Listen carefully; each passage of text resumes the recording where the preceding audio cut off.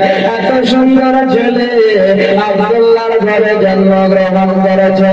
আমার আমিনা রাদিয়াল্লাহু তাআলা আনহা এই সন্তানকে প্রসবিত করেছে। হযরত আব্দুল মুত্তালিব রাদিয়াল্লাহু তাআলা আনহু তিনি আপনার খুশিতে আনন্দে আত্মহারা হয়ে গেলেন। আর বান্দি আবু লাহাবের বান্দি নাম তার হযরত সুয়াইবা, সেও আপনার খুশিতে আনন্দে আত্মহারা হয়ে হযরত আমিনা রাদিয়াল্লাহু তাআলা আনহার বাড়ি থেকে সে বলছে, কথাটা কাকে বলবো কাকে বলবো বাবা, মহিলাদের পেটে কোনো কথা থাকে না। হযরত সুয়াইবা সে আপনার দেখলো এত সুন্দর সুরানওয়ালা বাচ্চা, এত সুন্দর তার চেহারা, এত সুন্দর তার বডি, এত সুন্দর তার মুখ, এত সুন্দর তার হাত, এত সুন্দর তার পা, এই কথাটা আমি কার সামনে বলবো? সুয়াইবা মনে মনে ভাবলো, আমি যার বাড়িতে চাকরানের কাজ করি, আমি যার কাছে, আমি যার গোলাম, আমি আমার মালিককে সর্বপ্রথম এই কথাটা বলে আসি। যারা বলেন সুবহানাল্লাহ। সুয়াইবা চলে গেল আবু লাহাবের বাড়ি। আবু লাহাবকে ডাক দিতে আছে,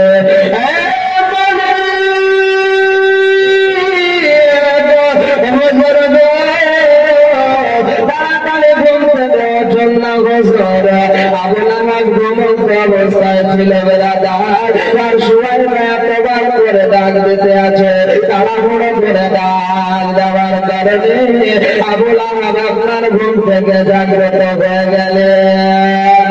জাগ্রত হয়ে যাওয়ার পর আবু লাহাব তার নিজের কৃতদাসকে বলতে আছে, তার বাবাকে বলতে আছে, সুয়াইবা বলো তুমি আমাকে এভাবে তাড়াহুড়ো করে কেন ডাক দিতে আছো? এমন ভাবে তো কোনদিন তুমি আমাদের ডাক দাও না, আজ তুমি কেন এভাবে ডাক দিতে আছো? সুয়াইবা বলে,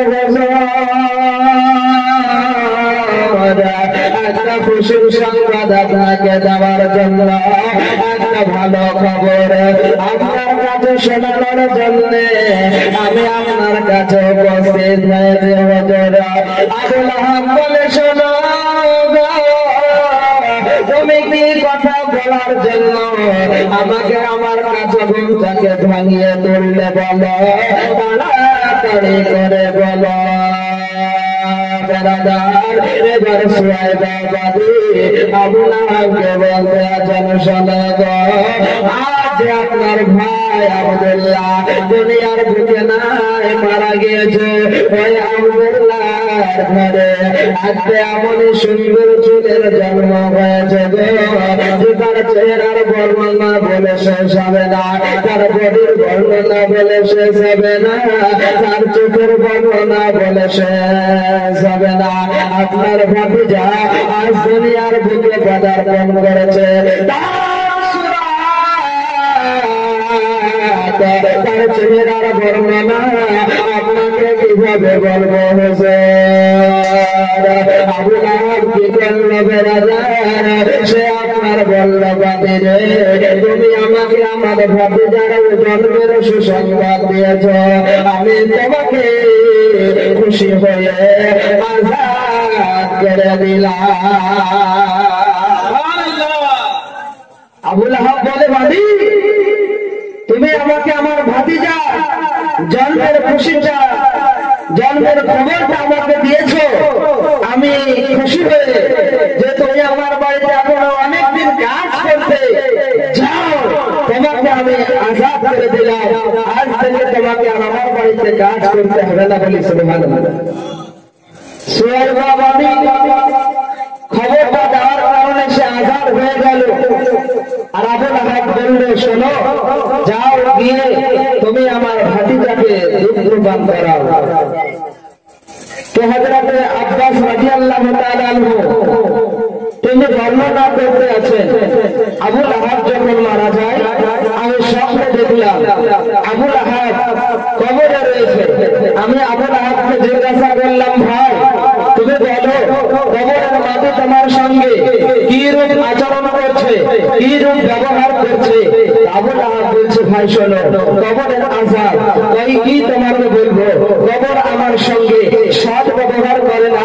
কবর কখনো আমাকে ডান দিক থেকে ঠাসা দেয়, কখনো বাম দিক থেকে চাপা দেয়, কখনো আগুনের ফুলকি আপনার ঝরতে আরম্ভ করে, কখনো কবরে সাপ আছে, কখনো আপনার বিচ্ছু আসে আমাকে খায়, আমাকে আগুনে জ্বালায়, আগুনে পোড়ায়। ভাই আমি এই কবরের আযাব সহ্য করতে পারি না, সহ্য করতে পারি না। কিন্তু হ্যাঁ হ্যাঁ শোনো আমি একদিন আমার কবর থেকে আযাবটাকে উঠিয়ে নেওয়া হয়। বলে ভাই বলো কোন দিন তোমার কবর থেকে আযাবটাকে উঠিয়ে নেওয়া হয়? আবু লাহাব বলছে যে দিন সোমবার হয়, সোমবারের দিন আমার কবর থেকে আযাবটাকে উঠিয়ে নেওয়া হয়। বলি সোমবারের দিন কবর থেকে আযাবটাকে উঠিয়ে নেওয়া হয়। আর আমার এই শাহাদাত আঙ্গুল থেকে আমি দুটো খাবার পাই, একটা হলো মধু, একটা হলো দুধ। এই দুটি খাবার আমি আমার শাহাদাত আঙ্গুল চোষণ করি, আমি পান করতে পাই, খেতে পাই, আর তার স্বাদটা অনেক সুমধুর। হযরত আব্বাস রাদিয়াল্লাহু তাআলা তিনি বর্ণনা করতে আছেন যে কারণটা কি হতে পারে। আবু লাহাব একটা প্রখ্যাত কাফের, তার অন্তরে ঈমান নাই, সে একটা জাহান্নামী। তার কবর থেকে সোমবারের দিন কেন আযাবকে উঠিয়ে নেওয়া হয়, তার আঙুলে দুধ এবং মধু দেওয়ার কারণটা কি হতে পারে। হযরত আব্বাস রাদিয়াল্লাহু তাআলা নবীর চাচা তিনি বর্ণনা করতে আছেন যে যেদিন আবু লাহাব তার বান্দিকে নবী মুস্তাফা সাল্লাল্লাহু আলাইহি ওয়াসাল্লামের জন্মের খুশিতে ফাতিহা মনে করে, নবী মনে করে নাই, নবী জন্মগ্রহণ করেছে তার খুশিতে নাই, কেবল মাত্র ফাতিহা মনে করে তার বান্দিকে এই আপনার শাহাদাত আঙ্গুলের ইশারা করে আযাব করে দেওয়ার কারণে তার আঙ্গুল থেকে মধু পায়, তার আঙ্গুল থেকে দুধ পায়। আর সোমবারের দিন আল্লাহর নবী সাল্লাল্লাহু আলাইহি ওয়াসাল্লাম জন্মগ্রহণ করেছেন, তাই তার কবরের আযাব সোমবারের দিন উঠিয়ে নেওয়া হয়। বলে সুবহানাল্লাহ, যারা বলেন না সুবহানাল্লাহ। তাহলে এই বেরাধার একটা কাফের হওয়ার পরে নবী মনে করে নাই, ফাতিহা মনে করে নিজের বাণীকে আযাব করে দিয়েছে, তার কারণে সোমবারের দিন তার কবরের আযাবকে বন্ধ করা হয় এবং তার আমলে খাবার খায়। তাহলে এই মুসলমান বলুন যে নবীর নিয়মে করা, যে নবীর আঙুলের ইশারাতে চন্দ্র দ্বিখণ্ডিত হয়ে যায়, যে নবীর আঙুলের ইশারাতে চাঁদ দ্বিভাগ হয়ে যায়, যে নবীর ছোট মোবারক আবু বকরের সাথে কাটা জায়গাতে লাগিয়ে দেওয়া হয়, বীজ মালি হয়ে যায়, যে নবী মুস্তাফার ছোট মোবারক আপনার আটার বটির মধ্যে ভেজে দেওয়া হয়, আটা বরকতপূর্ণময় হয়ে যায়। এই নবী মুস্তাফার মিলাদ শরীফ যদি আপনি আমি জন্মের খুশিতে পালন করে থাকি, তাহলে আপনার আমার পরিণামটা কি হতে পারে একবার চিন্তা করে। তাই তো আজ মোহাম্মদপুরের যুবক ভাইরা নবী মুস্তাফার জন্মের খুশিতে এই মাহফিল মুনাফিল করেছে, এই অনুষ্ঠান অনুষ্ঠিত করেছে। আপনারা অবশ্যই তার প্রতিদান আপনি প্রতিদান দিবসে পাবেন। জোরে বলি সুবহানাল্লাহ। আবু লাহাব তার এই অবস্থা হলো, আল্লাহর নবী সাল্লাল্লাহু আলাইহি সাল্লাম দুনিয়ার বুকে আসলেন। হযরত আমিনা রাদিয়াল্লাহু তাআলা তিনি বর্ণনা দিতে আছেন, হে বেরাদার সময়ের গোসল বদর গলে ও আমার মা বলেরা সরে দেন গমারাতের বেলা। আল্লাহর নবী সাল্লাল্লাহু আলাইহি সাল্লাম যখন দুনিয়ার বুকে আগমন করলেন, আমার আমিনা রাদিয়াল্লাহু তাআলা আনহা তিনি বলেন, আমার নবী সাল্লাল্লাহু তাআলা আলাইহি ওয়াসাল্লাম দুনিয়ার বুকে যখন আসলেন বেরাদার, তখন সাধারণ বাচ্চাদের মধ্যে তার জন্ম হয়নি। অন্য বাচ্চারা পোশাকহীন হয়ে আসে, পোশাক তাদের পরনে থাকে না, কিন্তু আমার বেটা মুহাম্মদ সাল্লাল্লাহু আলাইহি ওয়াসাল্লাম দুনিয়ার বুকে এসেছেন যে পোশাক পরে দিতে অবস্থায় এসেছে। হযরত আমিনা রাদিয়াল্লাহু তাআলা আনহা এই বেরাদারা আরো দিনে বর্ণনা দিতে আছেন, আমার নবী মুস্তাফা সাল্লাল্লাহু আলাইহি ওয়াসাল্লাম যখন তিনি দুনিয়ার বুকে একদিনের বাচ্চা আইলেন খাতনা করা অবস্থায় দুনিয়ার বুকে এলেন বেরাদার। আর তিনি বর্ণনা দিতে আছেন আমার নবী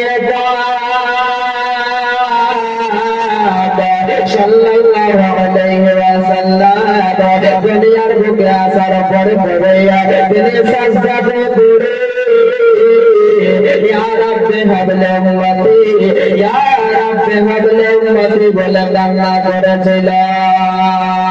এমনকি আমার নবী মুস্তাফা সাল্লাল্লাহু আলাইহি ওয়াসাল্লাম হযরতায় তুলে উম্মত মুহাম্মাদের জন্য দোয়া করেছিলেন।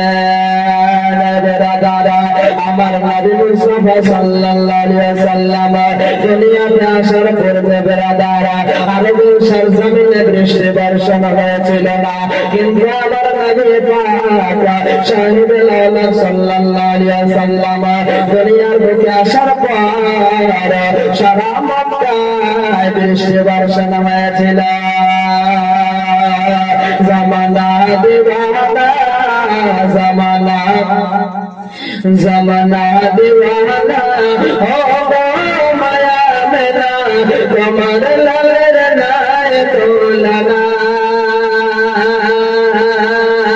মাগো তোমার লালের নাই তোলানা জামানা দিওয়ানা জামানা দিওয়ানা ও মায়া মেরা তোমার লালের নাই তোলানা তোমার লালের নাই তোলানা। মোদের নবীর জন্মওয়ালা যেদিন শুধু গাছে ফল ফুটিল মোদের সাগারা জরা কর বলেন মোদের নবীর জন্ম হল যেদিন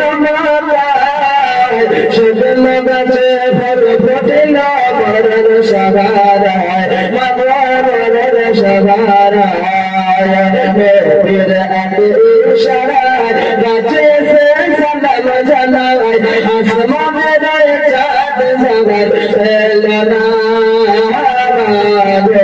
তোমার লালের লাই তোলনা জামানা দিওয়ানা জামানা দিওয়ানা ও মায়া মেলা তোমার লালের লাই তোলনা তোমার লালের লাই তোলনা। মেঘে মাথায় ছায়া করে রোদ না লাগে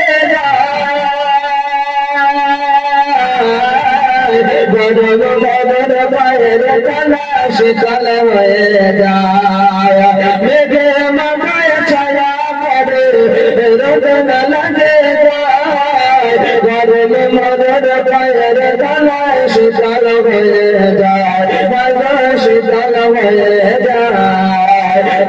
রানী বদনে মনোরানী বদনে হাওয়া চলে শন শনে খেজুর পাতায় মিলায় সব ডানা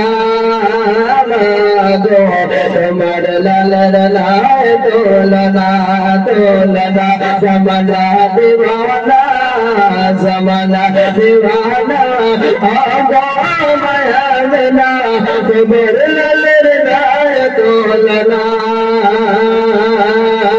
মাগো তোমার লালের লাই তোলনা।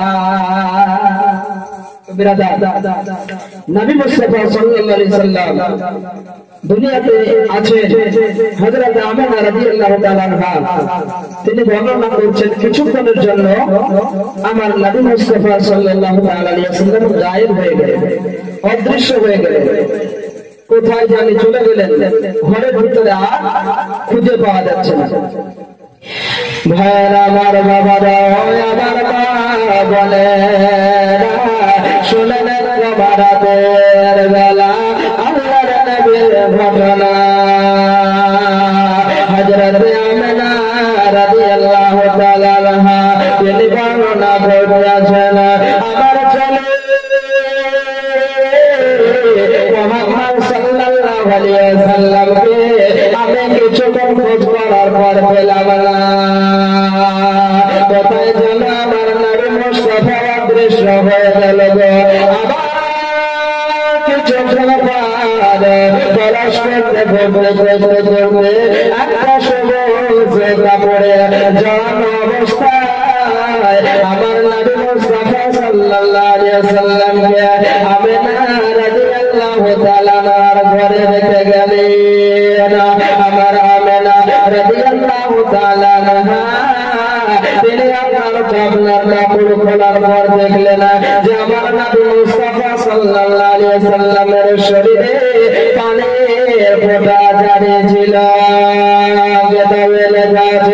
আমার নবী মুস্তাফা সাল্লাল্লাহু আলাইহি ওয়াসাল্লামকে পরিষ্কার নিয়ে গিয়েছিলেন আর সারা দুনিয়া ভ্রমণ করিয়ে সমগ্র গোসল করানোর পরে আমার নবী মুস্তাফাকে আমিনার বাড়িতে পৌঁছে দিয়েছেন বেরাদার। এবার আমিনা রাদিয়াল্লাহু তাআলা আনহা আমার নবী মুস্তাফাকে স্তনের দুধ পান করাচ্ছেন বেরাদার। হযরত সুয়াইবা তিনি আপনার দুধ পান করালেন। মোট আমার নবী মুস্তাফা তিনজন রমণের দুধ পান করেছেন। প্রথমে হযরত আমিনা সাইয়্যিদা সাহরা রাদিয়াল্লাহু তাআলা আনহার দুধ 7 দিন পান করেছেন। অতঃপর হযরত সুয়াইবার দুধ পান করেছেন। 3 নম্বরে আল্লাহর নবী সাল্লাল্লাহু আলাইহি ওয়াসাল্লাম তিনি মা হালিমা সাদিয়া রাদিয়াল্লাহু তাআলা আনহার দুধ পান করেছেন। যখন কয়েকদিন অতিবাহিত হয়ে গেল মক্কায় একটা প্রথা চালু ছিল যে মক্কাতে যদি কারো সন্তান জন্মগ্রহণ করে আপনার গ্রাম্য এলাকা থেকে রমণীরা আসবে, মানুষেরা আসবে আর এসে তারা শহরের বাচ্চাগুলোকে নিয়ে চলে যাবে। কেননা শহরের ভাষা ভালো নয়, শহরে অনেক রকমের মানুষ থাকে বেরাদার, যার কারণে শহরে থাকলে বাচ্চারা ভাষা কোনটা শিখবে কোনটা আপনার শিখবে এটা ঠিক করতে পারবে না।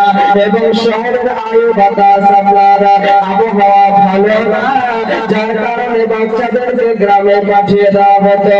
তাই মারা এসে নিয়ে যেত আর তারা লালিত পালিত করার ফলে তাদেরকে আপনার অনেক পুরস্কারে পুরস্কৃত করা হতো। আল্লাহর নবী সাল্লাল্লাহু আলাইহি ওয়াসাল্লাম তিনি তো বাচ্চা জন্মগ্রহণ করলেন। হযরত আমিনা রাদিয়াল্লাহু তাআলা আনহা বলছেন আমার মুহাম্মদ সাল্লাল্লাহু আলাইহি ওয়াসাল্লামকে কে নিয়ে যাবে? আমার তো স্বামী নাই। মানুষেরা সন্তান নিয়ে যায় যে তাদের বাবা থাকে, তাদের মা থাকে, তাদেরকে লালিত পালিত করে অনেক টাকা তাদেরকে দেওয়া হয়, অনেক টাকা পাবে, অনেক পয়সা পাবে বলে সব বাচ্চাদেরকে নিয়ে যায়। কিন্তু আমার ছেলে তো ইয়াতীম, আমার ছেলে তো বাবা নাই, আমার ছেলেকে কে নিয়ে যায়? কিন্তু বেরাদার যার কিসমত চমকে যাবে তার কিসমতকে কেউ কমাতে পারবে না। বেরাদার তো তায়েফ নগর থেকে হযরত হালিমা সাদিয়া রাদিয়াল্লাহু তাআলা আনহা তিনি স্বামী হারিসকে সঙ্গে করে নিয়ে একটা উস্কো খুস্কো উট নিয়ে কমজোর উট নিয়ে মক্কার নগরীতে আপনার আসছে। রাস্তায় পানি সাত গোত্র থেকে অনেক রমণীরা এসেছিল বাচ্চা নেওয়ার জন্য।